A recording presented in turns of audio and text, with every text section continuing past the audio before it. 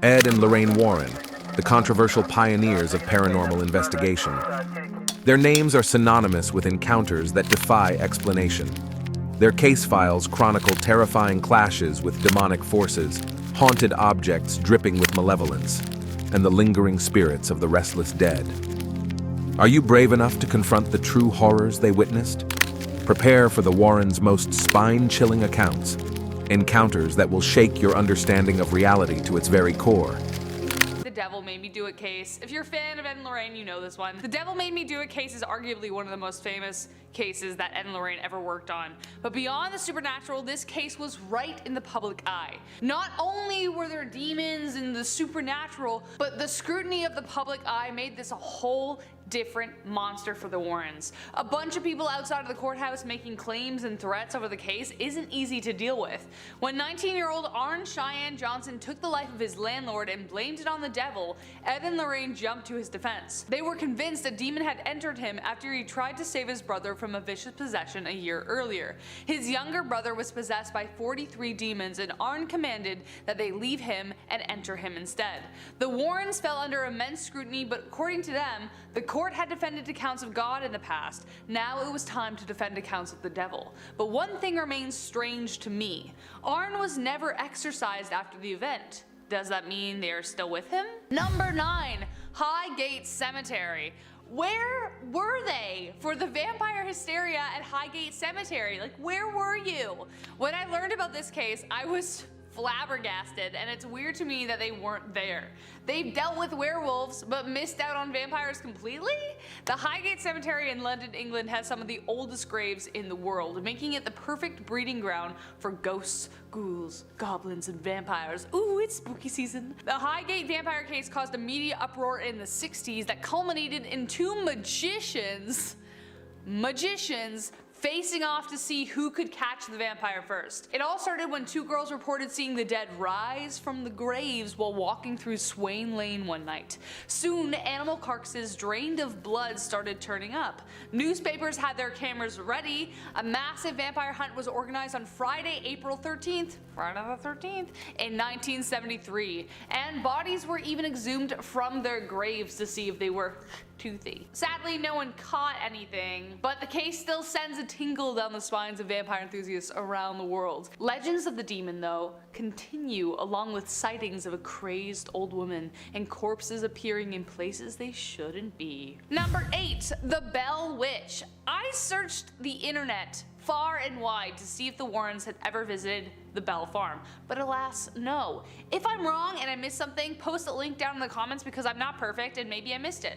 But as far as I can see, they never actually checked out one of the most famous hauntings in the world. 200 years later, the Bell Cave remains an attraction, and many still report hearing a shrill, scratchy voice when no one is around and see orbs surrounding the farm, or where it used to stand. Though the actual events happened well before the time of the Warrens and the farm was torn down, the Bell Cave was still there. If there was any duo who could have proven the tale of the Bell Witch, it was them, but maybe, just maybe, they were afraid of what they might find. Number 7. Michael Taylor. The Michael Taylor case is one of the strangest I've ever come across while doing lists like this, and it certainly needed Ed and Lorraine. The horrifying events of Michael Taylor happened in the 1970s, specifically 1974. A man who was considered a good husband, father, and community man suddenly flipped. He began enduring bouts of severe depression and was visiting a 21-year-old pastor named Marie Robinson for counsel. His wife was obviously suspicious, but the sessions were helping. Mary allegedly performed many exorcisms on him to expel the demons. Taylor's wife was getting pretty antsy, and they ended up having a confrontation during which Taylor attacked his wife. It was after this moment Taylor resolved to undergo a full-blown exorcism on October 5th, 1974. During this, Michael had seizures, he spit and bit the ministers, and screamed in tongues. Unfortunately though, it did not expel all the demons, and Taylor returned home in a rage. He took the life of his wife in an incredibly gruesome way, and was later found screaming in the street naked and covered in blood. I don't think the Warrens ever encountered anything as violent, but imagine if they did. Number 6. Richard Gallagher and Julia. Richard Gallagher is a man I find entirely fascinating because his transition from being a man of science to a full-on believer of the occult is, for lack of a better word, insane. Now obviously the Warrens had their domain, but imagine if these guys collaborated on this case? What? Though, I don't know if Gallagher needed that help, just saying. The case I'm referring to is when Gallagher encountered a transformative possession. Gallagher became the go-to guy to diagnose people who claimed to be possessed. An Ivy League psychiatrist, he would help those who were mistaking mental illness for something mystical. Julia was the first time he encountered someone he couldn't explain. Julia was the queen of a satanic cult and had become possessed, which she desperately wanted to be rid of. Skeptical at first, but when Richard sat down to talk to her, she knew intimate details about his life. Objects would fly off the wall, and once during a phone call with the priest, they both heard one of the demonic voices she'd speak in around them, even though Julia was across the country. Number 5, the Thornton Heath Poltergeist. It was the 1970s. Thornton Heath, England. Where were the Warrens? Probably busy, or too scared to bother with such a terrifying case. It all started one hot August evening when the family living in the house was awoken by their radio suddenly blaring to life. This was just the beginning to a terrible haunting the family would endure for 4 years. Objects would fall or be thrown across the room by invisible hands, you know, all the usual poltergeisty things. One night, the son awoke to find a man standing at the end of his bed, like staring at him with like venom in his eyes. After a bunch of startling incidents, they tried to have the house blessed, but it failed. However, a medium did discover that the house was haunted by a couple named the Chattertons who considered them trespassers on their property. The family eventually had no other option but to move out, and the activity has since ceased. But imagine if the Warrens were on the case, probably would have been solved so much sooner, or not, who knows. Number 4, the Danny Poltergeist case. In 1998, a woman named Jane Fishman reported strange happenings regarding an antique bed in the home of Al Cobb in Savannah, Georgia. It was a vintage 1800s bed that Cobb bought at auction for his son, a purchase he later regretted. 3 nights after it was purchased, Jason, the son, told his parents that someone was watching him on the bed. He felt cold breath on his neck and saw the impressions of elbows dipping into the pillow. He also noticed the photo of his deceased grandparents lying face down on the dresser, which became a reoccurring event. After he put it back up, it'd fall back out. But then, one morning, an assortment of strange objects, including animals made from shells, was found on his bed after he'd already gone down to breakfast. That got his parents and his twin brother's attention. They left paper and crayons out and asked the ghost what his name was. Then later they came back to see Danny 7 written on the paper. After several communications and a smashed terracotta planter, it was clear that Danny didn't want anyone in his bed. The family eventually got rid of the bed, but that didn't solve the problem. Turns out Jason's connection to the spirits went skin deep, and he continued to see things after the event. Number 3, here we go. The Winchester House. This place is on my bucket list to visit, so it's a wonder to me why the Warrens never checked it out. Again, I googled it, they didn't. Prove me wrong in the comments. I welcome correction, as always. Thank you. But it's essentially a 24,000 square feet mansion with 10,000 windows, 2,000 doors, 160 rooms, 52 skylights, 47 stairways and fireplaces, 17 chimneys, 13 bathrooms, 6 kitchens, and cost Sarah $5 million to build, about $71 million today. There are stairs and doors that lead to nowhere, windows that don't open. It's a labyrinth of mystery. Sarah Winchester and her husband William Winchester amassed a huge fortune from their sale of the, you guessed it, Winchester rifle. After her daughter died of TB and William left Sarah a widow, she consulted a medium who told her that she would constantly be haunted by the spirits killed by the Winchester rifle. The house never stopped construction until she died in 1922. It is said the house was built to trap the spirits inside. Today, it's considered one of the most haunted places in the world and is well worth a visit for anyone seeking a scare. So where the heck were the Warrens to debunk this thing? It would have been awesome. Number 2, the Amityville Horror case. Obviously, I had to put this case on the list because this case remained the scariest event of Ed and Lorraine's career. It had the monstrosities of the night which roamed that house, which infested it, which caused a young man to murder his whole family. The events at Amityville, Long Island in 1975 shook the nation and the box office. The Lutz family moved into their dream suburban home with optimism and hope for their life. But little did they know, a year earlier, Ronald DeFia Jr. shot and killed all 6 members of his family, priming the property with evil. The Lutzes didn't know what to make of the swarms of flies, loud, aggressive banging noises, disturbing entities, and even levitations occurring in the home. So they got the hell out of Dodge, leaving all their belongings in the process. When they finally called the Warrens in, George Lutz, the father, who was, by the way, an ex-Marine and karate expert, literally supposed to be fearless, wouldn't even meet them at the house. They met at a Pizza Hut. But as soon as the Warrens began working on the case, they understood why. The Amityville case affected our personal lives more than any case we ever worked on. To this day, Lorraine says that this is the case that haunts her the most, and said that she hoped this was the close to hell as she would ever get. So if that's not too scary, I don't know what is. And now we are getting to number 1, the Warrens. Demons, poltergeists, and ghosts. It was hard to find a case that the Warrens wouldn't face. They seemed fearless, their love strong enough to withstand all the forces of darkness, or at least that's how the movies told it. It turns out that the real case the Warrens were too afraid of was the horrifying truth of their marriage. Yup, we're going there. If you're a fan of the movie franchise, then you know that Lorraine had a lot of influence on the stories up until her death, but a weird detail in her contact alludes to some nefarious activity in their personal life. Neither Ed or Lorraine Warren could be depicted violating anyone or performing adult acts with a minor. The reason that was in there might have something to do with the case of Judith Penny. Penny stayed with the Warrens as a young woman and allegedly had an inappropriate relationship with Ed, and Lorraine knew about it. Judith made a legal declaration in November 2014 stating that Penny and Ed had begun an amorous relationship when he was her bus driver and she moved in with them in 1963. That same year, Penny was arrested when someone noticed the illegal relationship between her and Ed. Why she was arrested and not him remains in question to me, but Penny also stated that Ed was abusive towards Lorraine, saying, and I quote, "Sometimes Ed would actually have to slap her across the face to shut her up. Some nights I thought they were going to kill each other."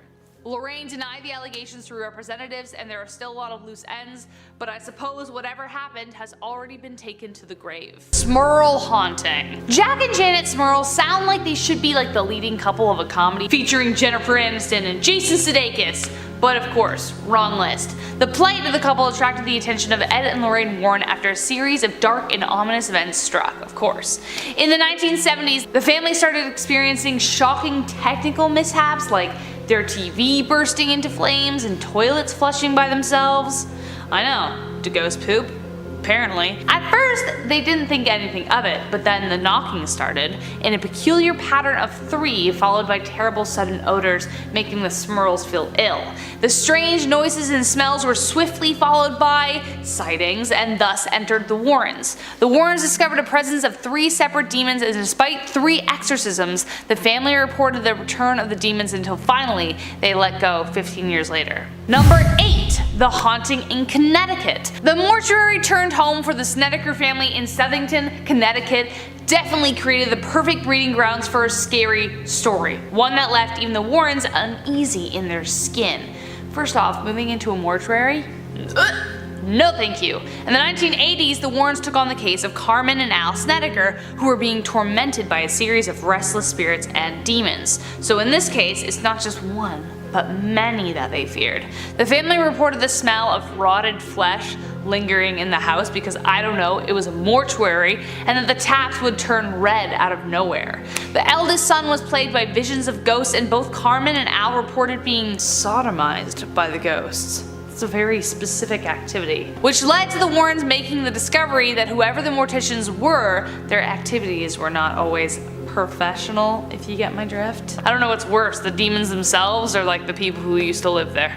Ugh, can't handle that. This was one of their most confusing cases and remains under scrutiny to this day, but the Warrens knew whatever it was had to be exorcised. But the question is, was it really, or is it just hiding out until someone else comes along? Number 7, the Enfield haunting. I don't know what it is with the 70s, man. It just seems like so much weird stuff happened. We had serial killers. It's nuts. But it just seems like it's one of the strangest times in history, what with violent killers and violent hauntings. The Enfield haunting took place in Brimstown, England, and remains one of the more boggling cases the Warrens worked on. Peggy Hodgson and her family claim to have seen furniture and toys being thrown and moved by unknown forces in their homes. They even claimed that violent voices were heard and that their children were levitating in the air. They caught the photo of the girls levitating when the investigators set up a wired control camera into the room, which periodically caught images throughout the night. Whatever it was, the Warrens knew there was a demonic entity within the house and immediately set to work. Number 6. The Perron family case. The Perron family lived in the old Arnold Estate, which inspired the scariest film I have ever seen personally, because if you've watched me on Central Dark, you know how low my tolerance is. But anyway, it's still awful. Yeah, you know it, you've heard of it. 8 generations of families lived and died in the old house and apparently never wanted to leave, or never could. When the Perron family moved in the 1970s, the advice they got was to leave the lights on always. Why didn't you leave then? I don't know. I don't know how that didn't send them running for the hills. The house had been rife with tragedy, but one of the 3 people who took their own lives was an alleged Satanist whose activity was responsible for the possession of the house. Her name was Bathsheba Sherman, who became a demon that Lorraine will never forget. The demon would physically attack the daughters of the Perron family, with one reportedly seeing a floating head screaming and retching at her. Ugh, I almost didn't say her name, but I did, so we'll see what happens to me now. Number 5. The Shadow Doll. The Shadow Doll is literally the doll of your nightmares. The Shadow Doll comes from unknown origins but was kept in the Warrens Museum for safekeeping. But what we do know was that it was used for satanic rituals, and that the thing is doused in black magic and contains human and animal bones. Whatever possesses this thing had the Warrens take it into their possession to ensure that it caused harm to no one else. Legend has it that if you take a picture of the doll, it will possess your nightmares. But it won't just be any nightmare. It will be the most terrifying you've ever experienced, and some have even suffered heart attacks from them. I know what you're thinking. Why didn't they just burn the thing? Well, what's more dangerous? A demon you can see right in front of you, or one free to wander wherever it chooses? Honestly, I take the spider approach with this. If you see the spider, you know where the spider is, you're good. As soon as the spider disappears, burn your house down. Number 4. Valak. This one is a little controversial because was it just made up for the films? We don't know. Valak is a real demon mentioned in the Lesser Key of Solomon that was introduced into the Conjuring series of films. Though her direct involvement with Lorraine and Ed is under debate, Lorraine's belief in the demon was very strong. Valak is referred to as the Great President of Hell, and usually chooses to appear as a small winged, 2-headed creature thing resembling a child. Valak is said to command 30 legions of demons, and in the film became the leading arch nemesis of the Warrens. We'll mention Borley Church in a second, but Valak was portrayed as a nun. But there is some speculation that says that they may have actually encountered him throughout some of their worst cases. Lorraine often said that she encountered a black, shadowy vision of a dark entity whenever she wasn't working on a case, and believed that she was being followed by something she couldn't explain. Want to know more? Stay tuned until the end of the video and make sure to like and subscribe while we're here. Number 3. Borley Church relates to Valak. We'll talk about this in a second. The grim history of Borley Church is the perfect setting for a horror film. The land upon which it is built used to be the home to a 14th century monastery, where a monk fell in love with a nun at a nearby convent, which led to the monk being hanged, and the nun was bricked up alive within the walls of her convent, which sounds pretty friggin' extreme if you ask me. It sounds like evil resided there long before Ed and Lorraine made the trek out to sort out whatever demon lay between its walls. Whoever did that to those 2 poor people, ooh, that's awful. This case inspired the famous nun apparition, as I mentioned, as the youngest daughter of the family who settled there reported seeing her figure. She was also pushed and slapped hard enough to leave welts behind, and that was just in the 1800s. When Ed and Lorraine visited, they obtained photo evidence of the hauntings.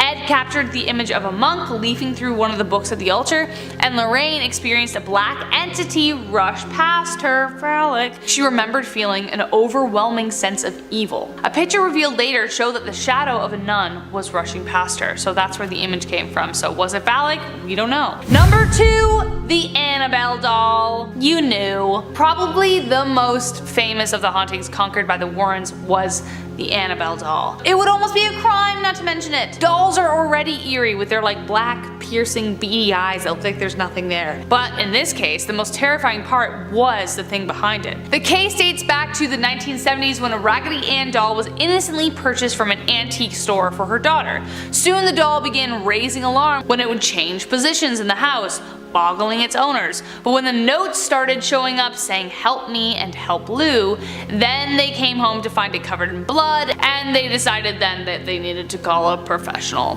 The first medium they called in said it was just the spirit of a girl who passed away, but then the owner, Angie's boyfriend, was attacked. Enter the Warrens. They knew the doll was in fact a demon based on the marks of the beast and other encounters. They removed the doll and took it home, vowing not to take the highway, concerned that whatever was within the doll might cause an accident. Indeed, their brakes stalled or failed several times on their way home, putting their life in jeopardy several times. It wasn't until Ed doused the doll in holy water that the problem desisted. The couple was so concerned about the doll that Ed routinely said a prayer over the doll every single night. Alright, number 1, the Amityville Horror case. The setting: Amityville, Long Island in 1975. A place rife with satanic manifestations set on driving whoever entered to violent madness. As soon as I even say Amityville, you know where this is going. One of the most famous Warren cases, this haunting continues to land on the conclusion that there are just some things that can't be explained. A year before the Lutzes moved into the suburban home in Long Island, Ronald DeFay Jr. shot and killed the 6 members of his family. So it's no wonder that during the first month of living there, the Lutzes experienced swarms of flies, loud banging noises, disturbing entities, and even levitations. The Lutzes moved out and left all their belongings behind, and George Lutz, the father, an ex-Marine and karate expert, so clearly a tough guy, wouldn't even meet the Warrens at the house. He met them at a Pizza Hut. He was that scared. The Warrens said that this case affected their personal relationship to each other the most out of any case they've worked on. This entity followed the Warrens home the very first day, and Lorraine described being incredibly fearful. There was something she just couldn't explain. To this day, Lorraine says that this is the case that haunts her the most, and said, and I quote, she hoped that this was as close to hell as she would ever get. Ed and Lorraine. Coming in at number 10, we have the Connecticut Poltergeist. I found a video clip of Ed and Lorraine investigating the haunting of a Connecticut home. This haunting was later the basis for the movie The Haunting in Connecticut, because they were being haunted in Connecticut. It makes so much sense. Ed Warren says that this is one of the most compelling pieces of evidence for poltergeist activity caught on camera. The family were being plagued by ghostly activity and wanted help, so they called demonologists. It seems in the footage Ed is holding a seance to contact a spirit.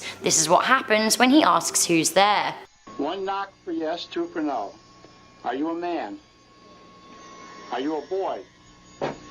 Then this is what happens when asked if the young spirit wants the family to leave. You want the people in this house to move? 1 knock for yes, 2 for no. Yes. The Warrens also recorded this footage of the poltergeist moving chairs. Give me some sign.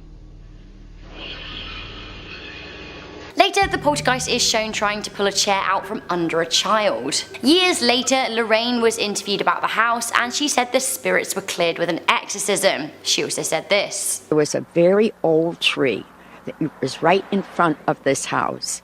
There was no wind at all, no wind whatsoever, and the tree broke in half. Coming into number 9, we have the White Lady of Union Cemetery. Ed and Lorraine have investigated many cases and usually have been the duo behind the case's fame. The White Lady of Union Cemetery long since outdates and surpasses the Warrens. Nonetheless, the pair did have a scary moment there and even caught a ghost on camera. The cemetery is in eastern Connecticut, and the site dates back to the 1700s. The graveyard is said to be haunted by a plethora of ghosts. The White Lady being just one of them. Ed stayed in the graveyard for 7 nights and saw ghost lights filling up the place. He said on September the 1st, 1990, he experienced something particularly scary. He said he heard a woman weeping. He said shadow ghosts tried to stop the woman getting to him, and this was the photo he took. This is what he had to say. Your stereotype ghost right here. Isn't that beautiful? The electromagnetic energy taken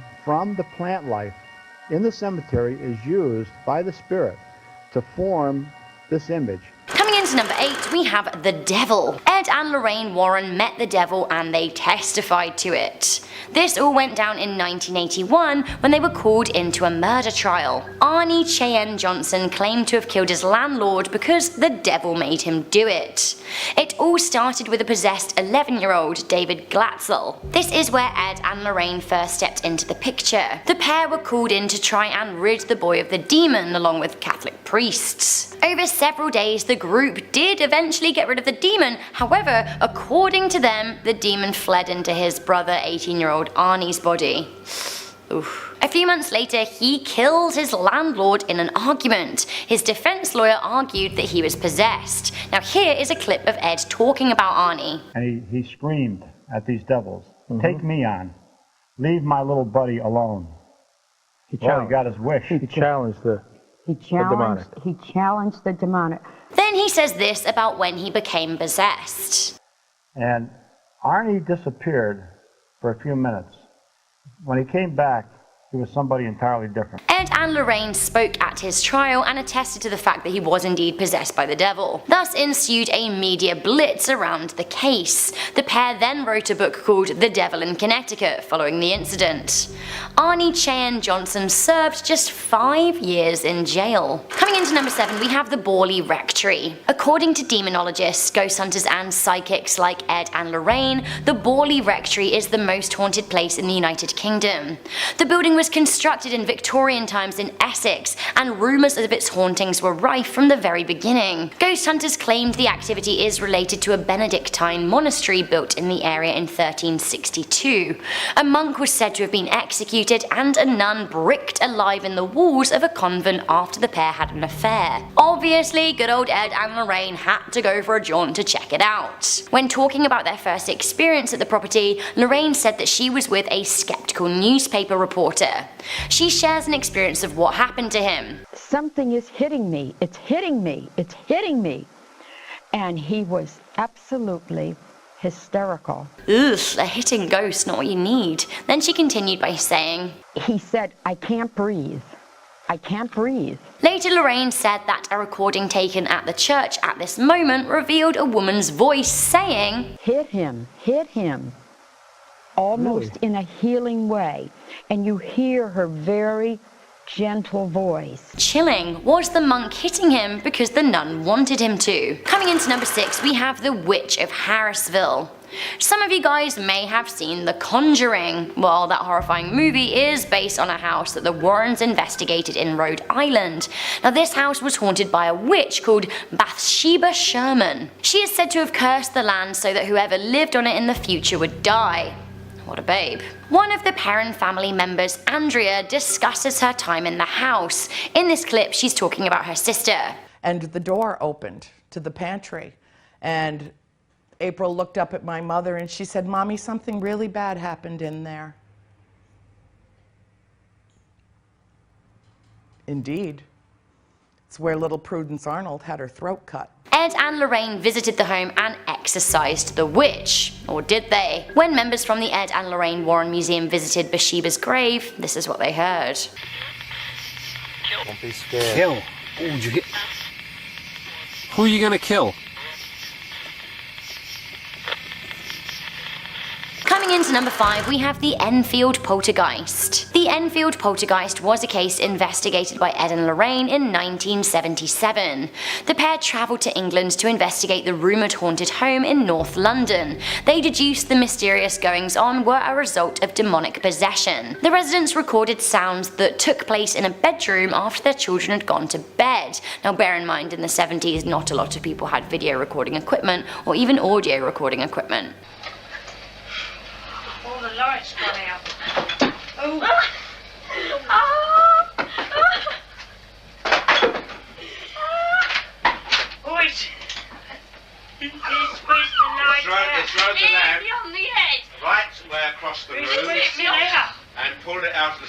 So we hear screaming and confusion as the lights go out. It seems as if a lamp was pulled out of the socket. Then this happens. Who's that shaking the door?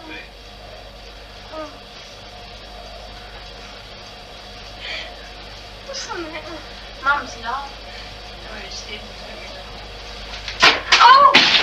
It seems a slipper was used as a projectile by some kind of ghoul and thrown across the room. Over a period of 18 months, more than 30 people, including neighbours, fellow psychic researchers and journalists, said that they saw furniture moving of its own accord and objects being thrown across the room.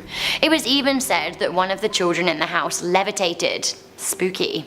The events that took place in this Enfield house make up the inspiration behind The Conjuring 2. Coming into number 4, very famous, we have Amityville. In a 2013 interview, Lorraine Warren said that this case haunted her the most. She said, "I will never go in the Amityville house again." What happened in this house that made a self-confessed expert demonologist scared to return? The story goes that in 1974, 23-year-old Ronald J. Defoe Jr. murdered his entire family when they slept at their home in Amityville. He killed 6 people. Now these were said to be his 4 siblings and his parents. He said he heard voices that told him to do it.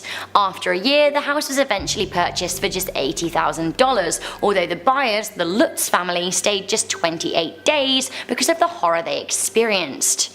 George and Kathy Lutz said that they saw slime coming out of the walls, knives being thrown from counters, figures wandering and wailing. George even said that he saw his wife levitating and an evil red-eyed pig-like creature glaring at him. Ed and Lorraine were brought in along with a priest to rid the house of spirits. In an interview, Ed said, When we went into the house that day, we didn't realize that it was diabolically infested. And on a scale of 1 to 10, I would have to say that Amityville was a 10. Oh my god. The pair believed that it was the house that cursed the murderer rather than the murderer that cursed the house.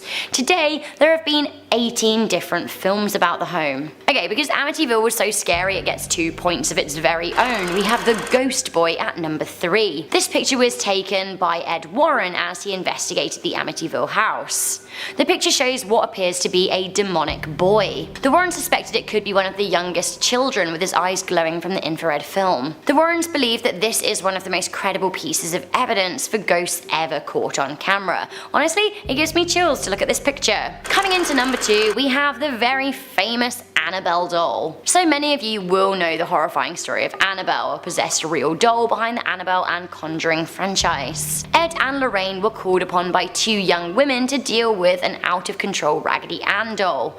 The doll then became infamous for being demonically possessed, perpetuating the trope for the demon dolly. Annabelle lives in a locked case in the Warrens' Occult Museum. Now there isn't any video evidence of the doll being a menace, but things did get pretty scary recently when the doll was moved in a Facebook Live video. On hand at the Warrens Museum were Dan Rivera and Tony Sepra, who were handling the move. Dan says this about Annabelle. The most diabolical, most haunted, most evil item in the Occult Museum. And he is also charged with moving the doll. Tony explains how Dan has made it safe to move Annabelle here. As long as your skin is not going to be in contact with the aura of that doll, which is touching the surface of the doll with your human hands. You don't want to do that. Before the doll is moved, the pair pray. Saint Michael the Archangel, defend us in battle, be our protection against the malice and snares of the devil. May God rebuke him, we humbly pray. And do thou, O Prince of the heavenly host, by the power of God, thrust into hell Satan and all the evil spirits who wander through the world for the ruin of souls. Amen. Okay, watch as they move the doll now, it's really tense.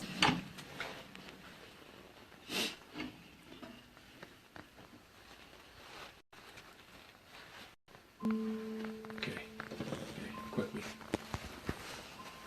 Right over here. Go into the new case. They then pray again, and also tell a story about a guy who provoked Annabelle by tapping on her case. According to the duo, the man died that evening in a bike accident. Okay, finally, arguably one of the most haunted places in the world, a truly terrifying place. I'm not sure I'd even ever set foot in it. We have the Occult Museum. So this is one of the scariest things that Ed and Lorraine ever experienced together. This was the creation of their Occult Museum in Monroe, Connecticut. This is what Lorraine said about the place when she was leading a tour of her home. You're in probably one of the most haunted places in the world because of the things that are in here.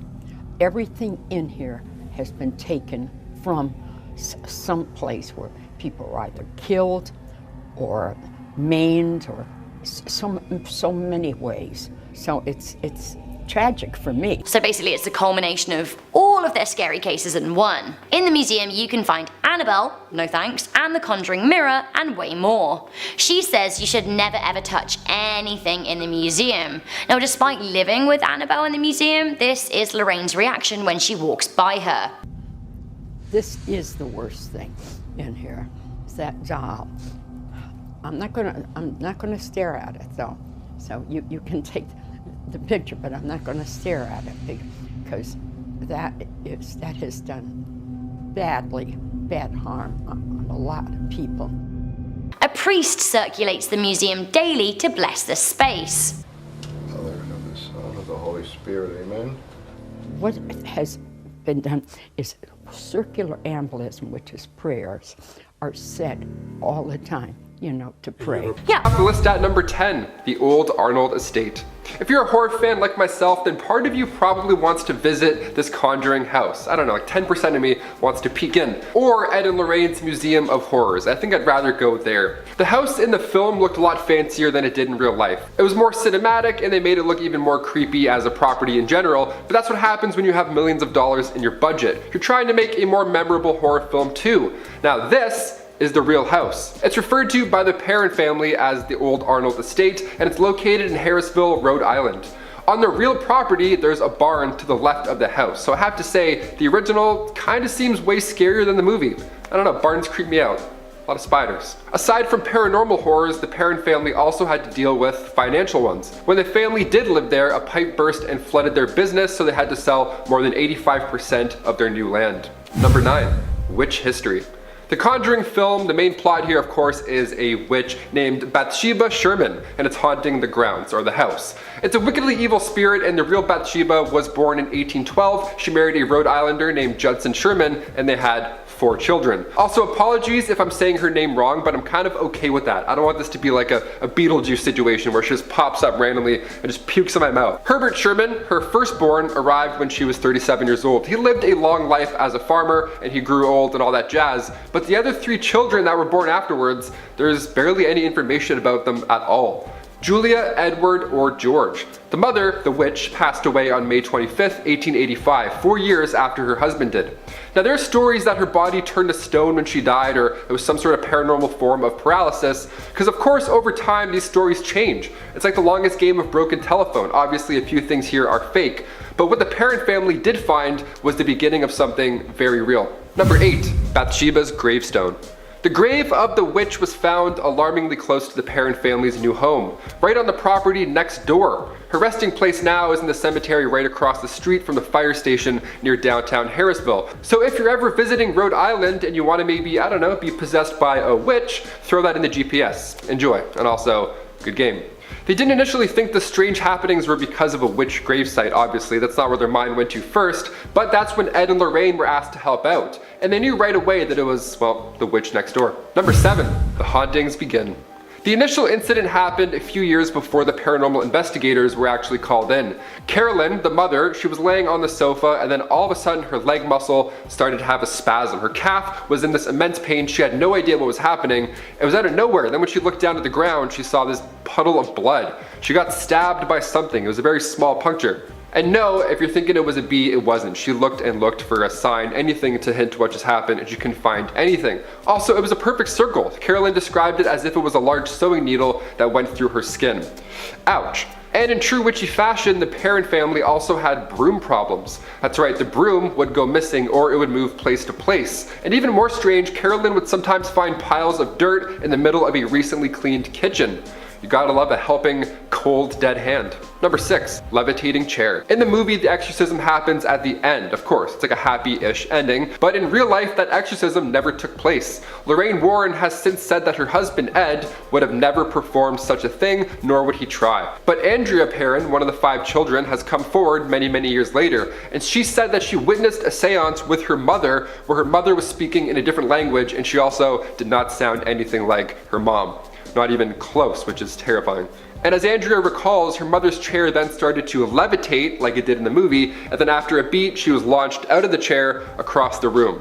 It wasn't just Carolyn that experienced these horrible games either. As we saw in the film adaptation, the children too were busy with their own spirits. Number 5, the music box.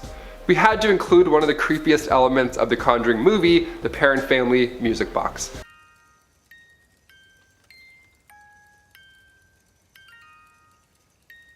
Director James Wan wanted to use this music box in the first film because, well, mirrors and creepy tones make for great suspense, but also this was a real haunted artifact from the real house. Today the box is safely stored in the Warrens Museum alongside other items that look more or less normal upon first glance, but they're actually extremely haunted. I'll get to those in a bit. This part in the movie actually scared the out of me. Any mirror scene, I can't do it. I always like eat my hoodie. They always do it so slow too. They're like I would slam it, just slam it, have toothbrushes fly out, I don't care, I'm scared. But this was real life, you can't forget that. This music box actually caused so much trouble for these poor girls. Specifically April, the youngest of the Perron children. She found this antique in the house and she used it to communicate to another spirit, the spirit named Rory. Number 4, other owners. Andrea Perron has told us that every single person who has once lived in this house, they all experienced some sort of paranormal activity. That's comforting. Some left this house screaming and running with only a few belongings. That would be me day 1. I wouldn't even make it till night. I'd be out of there by 4:30 p.m. Sharp. When the parents sold the house after all these haunting encounters, the guy who moved in then temporarily to start fixing up the house, he left too. He left without his car, he left without all of his tools, and yes, he even left without his clothing. Ghosts don't wait for you to put on pants. That's what I learned doing this. Ghosts do not wait. The current owners of the 18th century farmhouse, Corey and Jennifer Heisen, bought the home in June 2019. And yes, they've already seen stuff. You may ask, who in their right mind would move into a known haunted house? Well, paranormal investigators. That's exactly who. The scariest couple ever. They're like, oh, this is perfect. Over $1 million. They're like, debit, we'll take it. Let's get new wallpaper. So far, they've actually witnessed doors opening and closing on their own, and also loud knocks on the wall. Corey, the husband, admits to having a hard time on nights when he's all alone. He says he doesn't feel anything evil per se, but the house does feel busy. Number 3, the Warren Occult Museum. I mentioned the music box earlier, which sits now in the Warrens' creepy personal occult museum. Once belonging to the Perron family, the music box is one of many strange artifacts. In the museum, there is a vampire coffin. Yep, you heard me. A satanic idol, the Conjuring mirror. There's a shadow doll that apparently has the ability to visit your dreams and in Freddy Krueger-like fashion, stop your heart while you're asleep. And also Annabelle is in there as well, but she's got friends. Annabelle has friends. You'll be pleased to know that Annabelle is actually the least creepy of all of them. A haunted pearl necklace puts Martha Wayne to shame right next to the haunted glass eyeballs, of course. I'd love to know more about the glass eyeballs. Let's see that movie. But one of the most fascinating items in here has to be the headless T-Rex toy. Is that from Toy Story? Is this Sid's room from Toy Story? What a crossover that would be. Number 2, other incidents. A total of 8 generations of one extended family lived and passed away in that same house, all before the arrival of the Perron family. Andrea has been quite vocal about the happenings, and to be fair, if I had a fraction of her childhood, I wouldn't shut the up. That sounds like an insane time. I would never sleep. She also confidently states that a lot of those souls never left the house. The Black Book of Burryville, which already sounds creepy, was the town's public records book at the time. And on the property there, it stated that there were 2 hangings that took place. Poison was used in a death type scenario. There were 2 drownings, not 1, but 2, and then 4 men who were passing by just happened to freeze to death on the property. Andrea has a book, it's called House of Darkness, House of Light. So if you're curious to read up on more of these happenings, go right to the source herself and support. Finally, number 1, a photograph of Bathsheba Sherman. You always see those UFO videos and they're filmed with like a BlackBerry curve. It's absolute trash, it's like 420p, it's horrible, not convincing at all. Not even, no zoom, no effort, just Cloverfield There's never clear evidence of anything nowadays, but we may just have a clear photo with the real witch, Bathsheba Sherman. This photo is from the Perron family farmhouse back when it was still the Arnold Estate. This was 1885, so the witch was most likely in her 70s at the time, but still it's hard to tell, the photo is still grainy. But that's because it was 1885, right? You know, it's not a BlackBerry. This is like the world's oldest, creepiest game of Guess Who. This witch lived next door to the farm, and although we'll never really know who is who, many believe she's the lady in the middle, closest to the camera, like right over here. Also, the fact that she's wearing some sort of mask makes this grainy photo even more haunting. She's standing by herself. I feel like the vibe of that group shot was off. Like nobody wanted to stand next to the literal witch. I don't blame them. Guys, do you think the real Bathsheba Sherman is in this photo? The lady on the left looks a little bit witchy. I don't know, who might have judged? Putting us off at number 10, the toy monkey. So it goes without saying that almost everything that is a notable part of the Conjuring series is also a real artifact that the Warrens found along the way. One of these such artifacts, who made an appearance in both The Conjuring and the spin-off Annabelle Comes Home, is the toy monkey. However, if it wasn't already obvious, it's not something to be played with. As Ed tells the reporters in the Conjuring movie, everything you see here is either haunted, cursed, or been used in some kind of ritualistic practice. Nothing is a toy, not even the toy monkey. So what exactly makes this monkey so scary in real life? Well, allegedly, it is possessed by a terrifying demon who enjoys stalking its victims before eventually killing them. So yeah, not a very nice monkey it seems. Although, nothing you'll find in this museum is terribly friendly. Coming in at number 9, a vampire coffin. As far as creepy looking things go, I have to say this is not one of the scariest looking on the list, but of course, things are not always what they appear. This coffin found at the Warrens Museum is not just called the vampire coffin because of the slightly goofy looking Count Dracula face on the top, but because it was allegedly actually used by a modern day vampire. Now, I'm not saying that this is fictional, but I will say that the details surrounding this are rather few. There is no file stating how modern this modern vampire was, or how it came to be in their possession, but I mean, it's definitely very intriguing. My only question is, where is this so-called vampire now? Was it killed, or is it roaming free?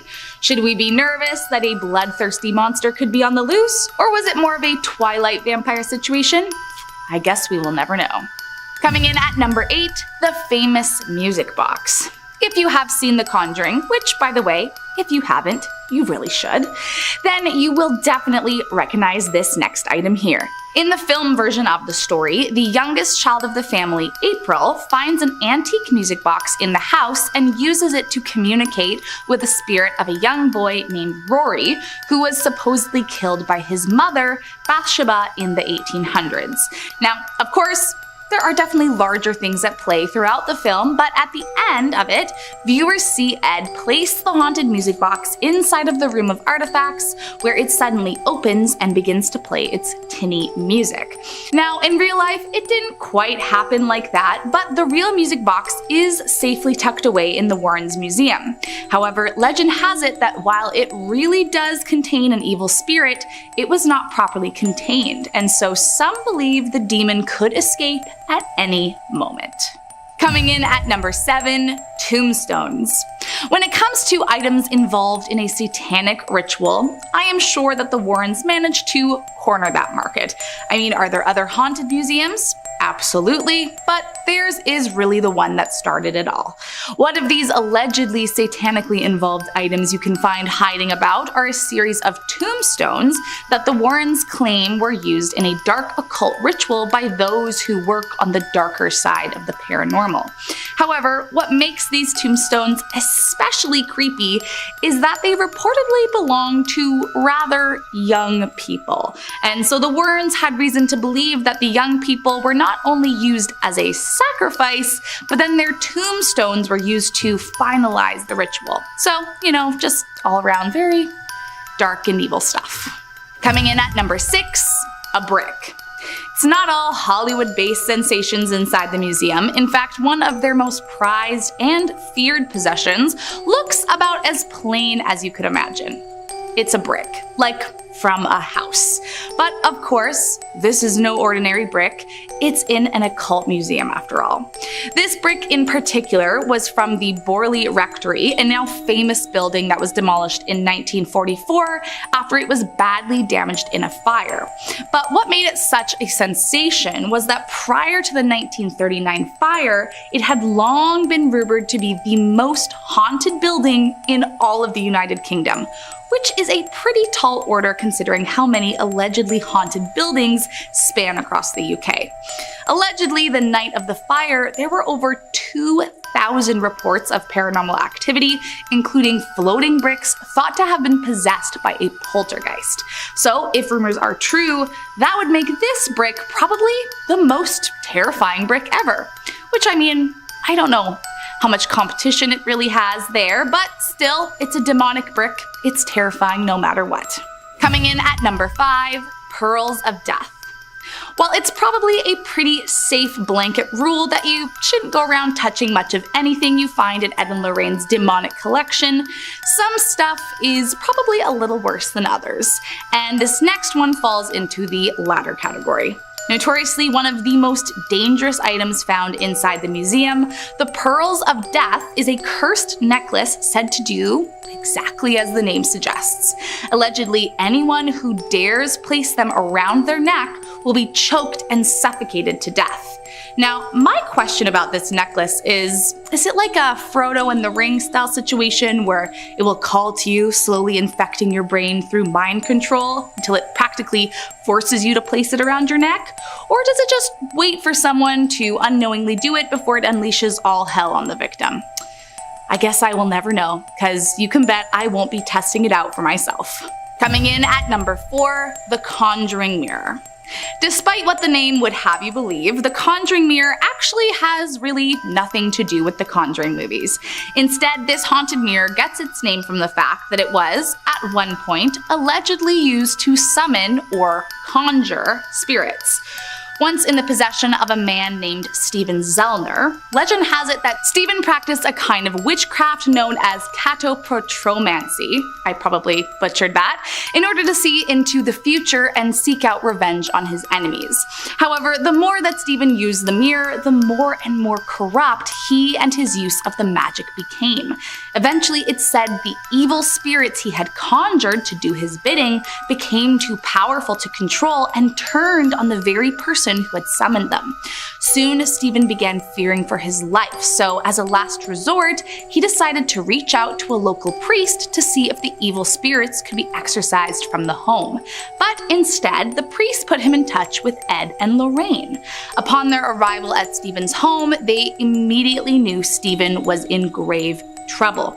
And so to keep him safe, they performed a reverse incantation spell to seal up all the spirits back inside the mirror from which they had been conjured. Afterwards, Stephen begged them to take the mirror away from him, and that is how it came to live in Ed and Lorraine's museum.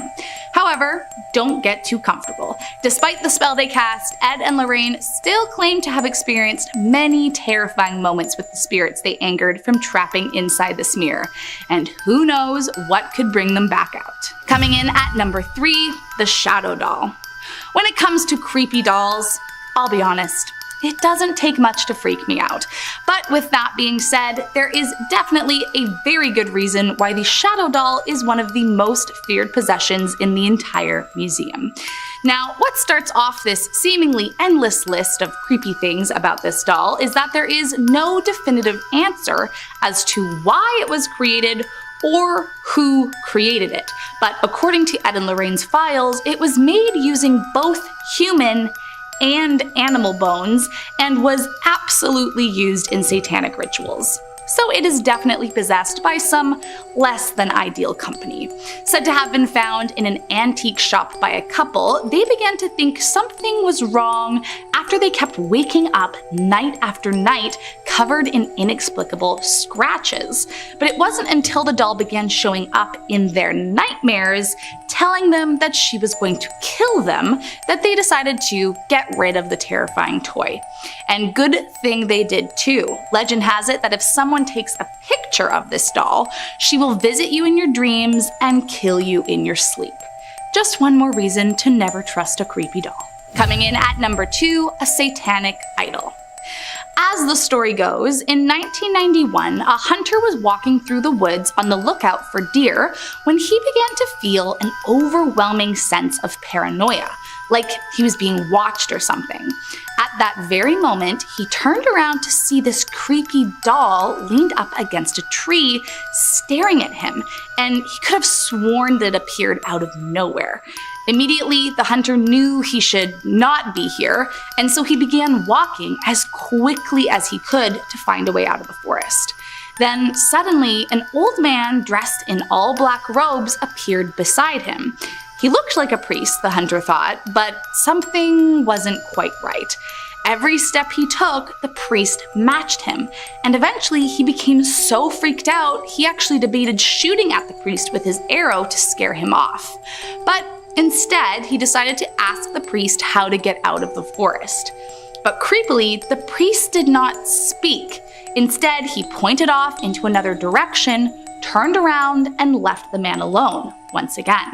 Now, luckily, the hunter escaped, and the following day, after telling his friends the strange events, they suggested that he reach out to Ed and Lorraine. Upon telling them his story, they explained that the priest was a well-known leader of a satanic cult, and that the creepy doll he had encountered was actually an idol used for ritual purposes.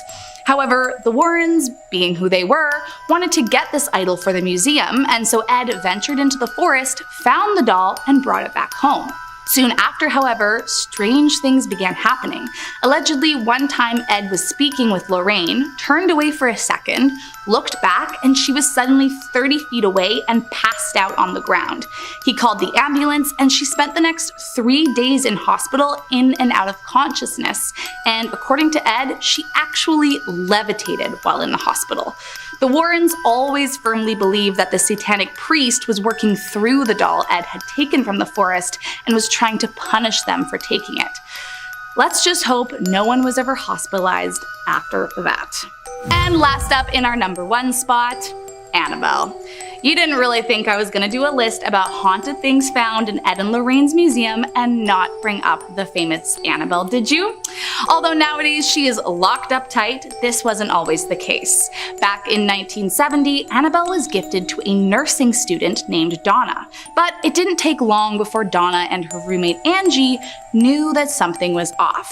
After about a month, the roommates began finding disturbing messages lying around their apartment, warning them to help Lou.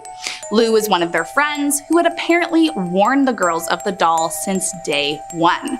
Eventually, things got so creepy that the woman contacted a medium who told them not to be afraid, that the doll was merely possessed by a young girl named Annabelle Higgins, who had died on the property years prior. The medium advised them that Annabelle felt safe here and would like to stay, so they agreed. But that was all a part of the demon's plan. Not long after, Lou stayed over, and when he awoke from a nightmare, he found he couldn't move his body. And then, like straight out of a horror movie, he says Annabelle walked up his body and strangled him until he passed out. After that, the girls contacted a priest who put them in touch with paranormal investigators, Ed and Lorraine Warren, who discredited the medium and said it was, in fact, a very dangerous demon possessing this doll. However, even now, despite being locked up, the doll should be deeply feared. It was reported once that a man who visited the museum mocked the doll and only a few days later died after losing control of his motorbike. So, yeah, she very well could be the most terrifying doll on the planet. After this countdown, we have the Enfield haunting. This is the house and case that The Conjuring 2 was based off of. The case involved a young girl named Janet Hodgson, who was said to have been possessed by a spirit. The spirit would throw objects across the room, make noises in their house, and sometimes would even levitate Janet into mid-air. Ed and Lorraine Warren were assigned to this case and to expel the evil entity responsible for all of this. But turns out that Janet and her sister Peggy made up this whole thing. In 2015, when Janet was 45 years old, she said that her and her sister faked some of the phenomena. So according to researchers, most of the paranormal things happened when no one was actually looking at the two girls. Like, they would have their backs turned to them and then all of a sudden an object would be thrown through the air. Well, obviously the girls were doing that themselves. They also said they captured audio of a dresser falling over on its own. But upon closer inspection, footsteps could be heard leading up to the dresser before it fell over, meaning someone likely pushed it over. And the photos of Janet apparently levitating in midair looked like she just jumped off her bed. So the whole Janet being haunted by a ghost, yeah, that was made up, and the Warrens went along with it. In our 9th spot, we have the credibility. Okay, now I was diving deep into Reddit looking at what everyone thought about the Warrens when I came across a post from a user named Jack_Shid. Jack claims that he worked alongside the Warrens for a couple of cases. He proceeded to reveal that they have no credibility and it's pretty much all BS. He goes on saying that he thinks they just fell in love with fame during the whole Amityville haunting and they created their business from there. So it could just be that they make up all these hauntings just to then make a book to then make money. But before I go any further, make sure to give this video a big thumbs up because it really helps us out. Moving on, at number 8 we have the Amityville Horror. Probably one of the most controversial paranormal cases of all time. Because in the end, the whole thing was just one big sham. So here's a little rundown. On November 13th of 1974, Robert Butch DeFeo killed his parents and his 2 brothers and 2 sisters. The house was put up for sale and the Lutz family moved in.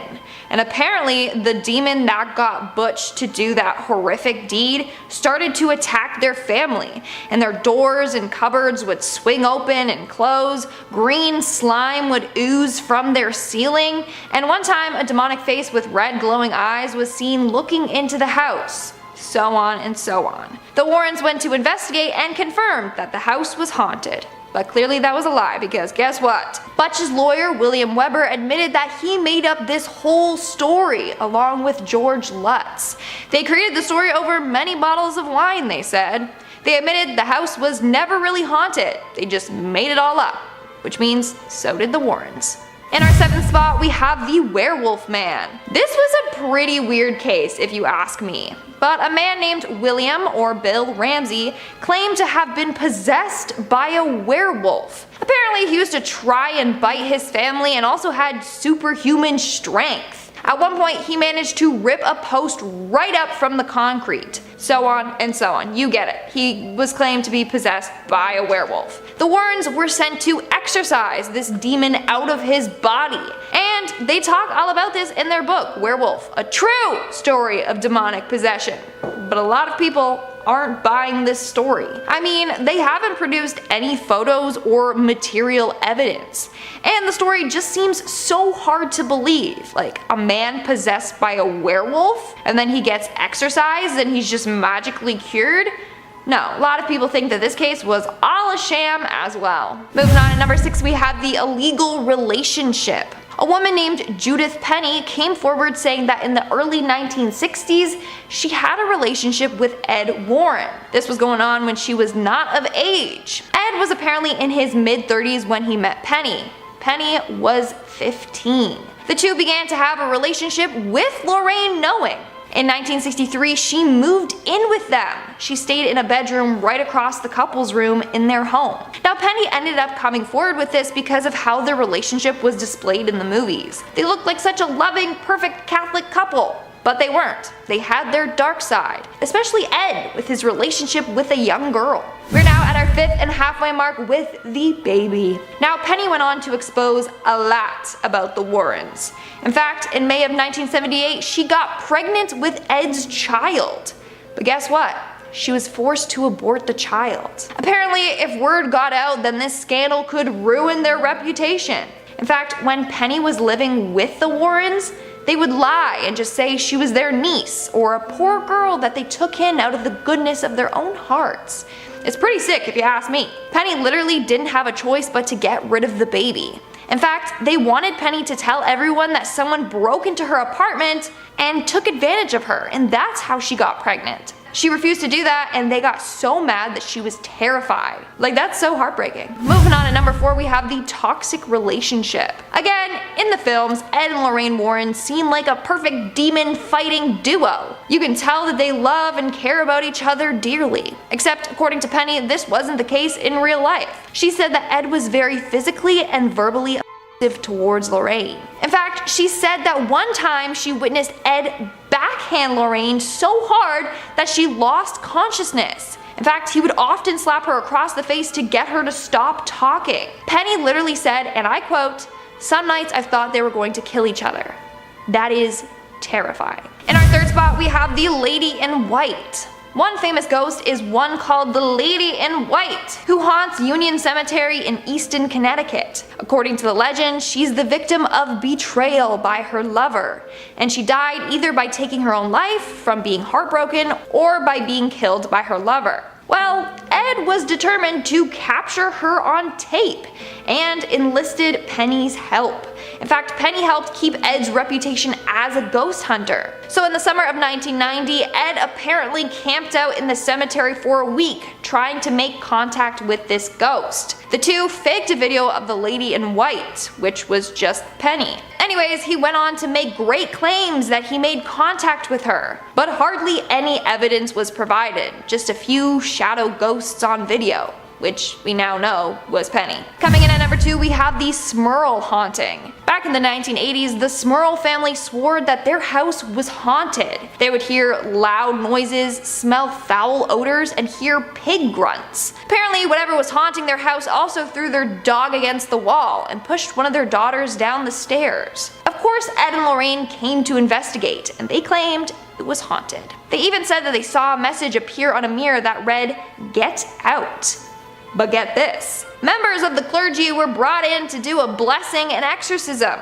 And guess what? They reported nothing unusual happening there. But the Warrens were adamant that the house was haunted, and they turned the story into a book and then made money off of it. And in our number 1 spot, we have The Devil Made Me Do It. In 1981, a man named Arn Cheyenne Johnson was arrested after fatally stabbing his landlord to death. But his case was much different than others. He claimed that the devil made him do it. In fact, his case was the first court case where the defense was arguing demonic possession. And guess who was involved in all of this? Ed and Lorraine Warren. But turns out that Ed and Lorraine Warren might have concocted this whole story for him. So according to the story they put out, Johnson's brother-in-law, David Glatzel, was the first one to become possessed by a demon. He claimed a man with big black eyes and a thin face with animal features was controlling him.